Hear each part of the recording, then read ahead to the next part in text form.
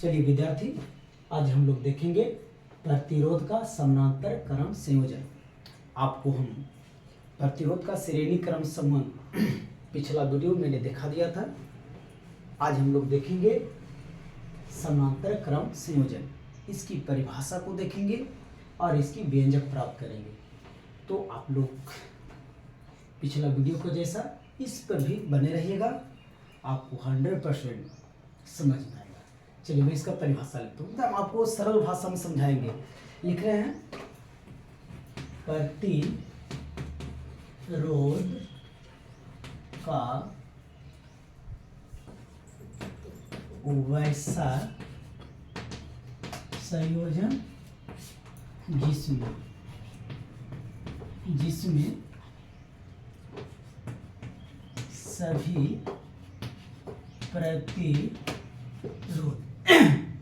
जिसमें सभी प्रतिरोध का पहला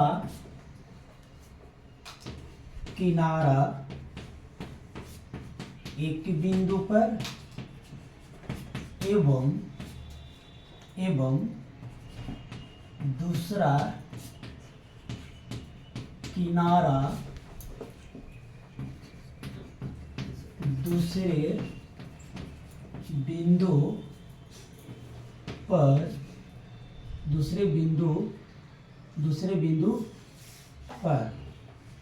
बिंदु पर किसी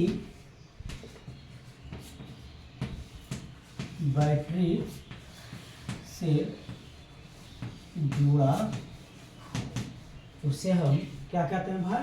प्रतिरोध का समांतर क्रम संबंध। पहले इसको समझेंगे, उसके बाद हम लोग देखेंगे ध्यान से। फिगर के माध्यम से चलेंगे तो समझ में आ जाएगा। मैं क्या लिख रहा हूँ, देखिए प्रतिरोध है, सोनाली, ये प्रतिरोध है, ठीक है। इस प्रतिरोध का एक किनारा ए हुआ, एक किनारा ए हुआ। मान लिया जाए कि पहला किनारा है, मान लिया जाए क्या है, दूसरा किनारा। मैंने दूसरा प्रतिरोध लिया, दूसरा प्रतिरोध का पहला किनारा ये होगा और दूसरा किनारा ये होगा।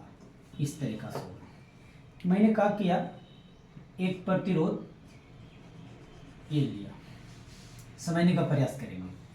तो हमने क्या बताने का प्रयास किया कि सभी प्रतिरोध का पहला किनारा एक बिंदु पर, यानी इस तरीका से लेकर के चला गया, इस तरीका से क्या किया, इस तरीका से क्या किया, और इसको छोटा करो, इस तरीका से मैंने क्या किया, जोड़ दिया।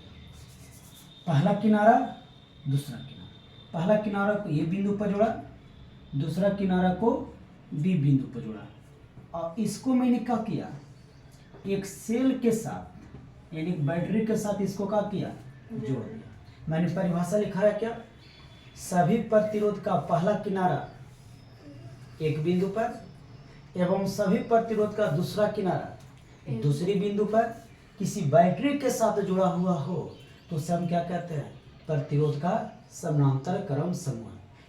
चलिए अब यहाँ पर देख लेंगे, इसको मैं मानूंगा R1, क्या मानूंगा, R1, इसको मैं मानूंगा R2 और इसको मैं मानूंगा R3। चलिए और इसके समानांतर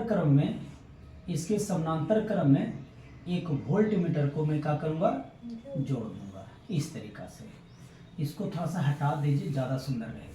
चलिए ये समानांतर क्रम में बेटा मैंने क्या किया, वोल्ट को जोड़ दिया। अब यहाँ पर देखिए, अब देखिए इससे प्रवाहित धारा आई होगा।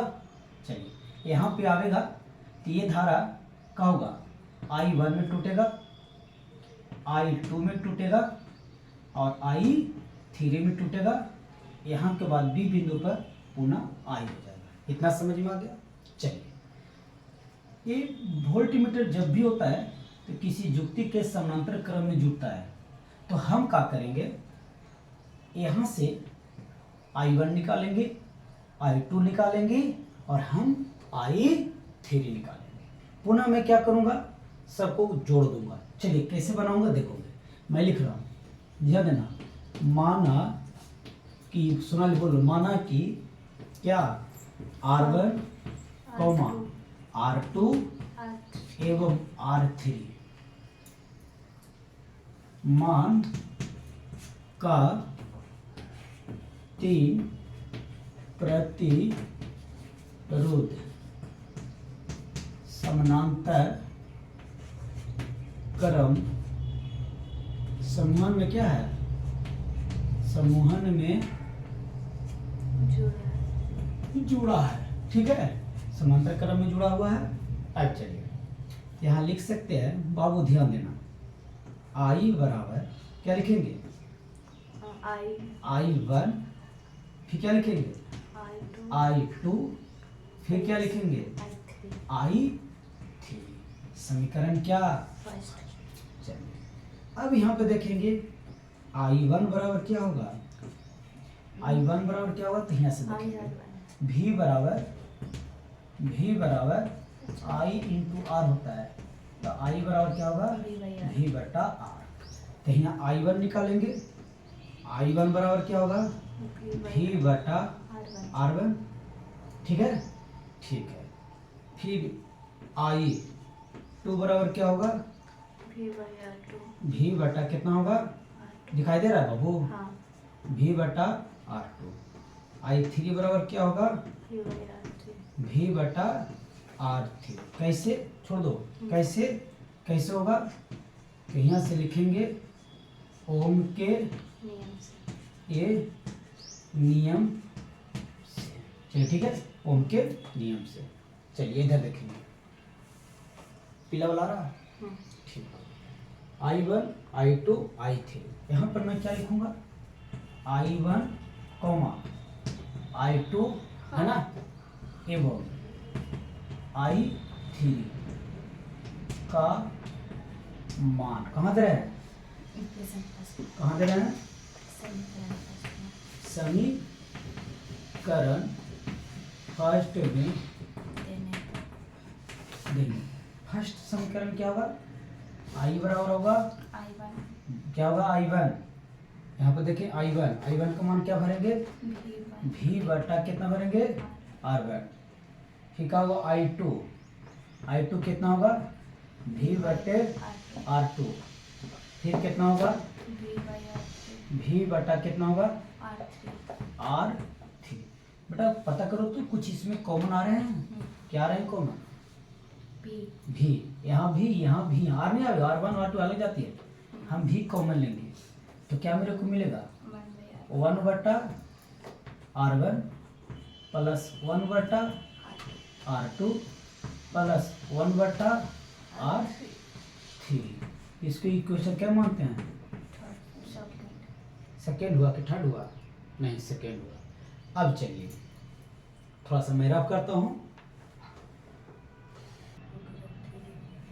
चलिए अब मैं क्या करूँगा R1 R2 R3 मान के बाद एक बड़ा प्रतिरोध लेंगे, लिख रहे हैं माना का सोनाली, माना कि R1 R2 एवं R3 मान के बदले है ना एक बड़ा प्रतिरोध क्या हो R, यानी ऐसे समझिए, ऐसे समझिए, देखिएगा यहाँ पे देखेंगे एक प्रतिरोध लिया मैंने, ठीक है, और इसको एक बैटरी के साथ कनेक्ट कर दिया, एक बड़ा छोटा रखना, इसको इस तरह से कनेक्ट कर दिया, प्रवाहित धारा आई, यहाँ पर ले लो, यहाँ विभवांतर भी ले लो और प्रतिरोध R ले लो, तब क्या होगा बाबू, V बराबर नहीं बल्कि I बराबर क्या होगा, डायरेक्ट जो फार्मूला देख रहे हैं वही होगा V बटा R।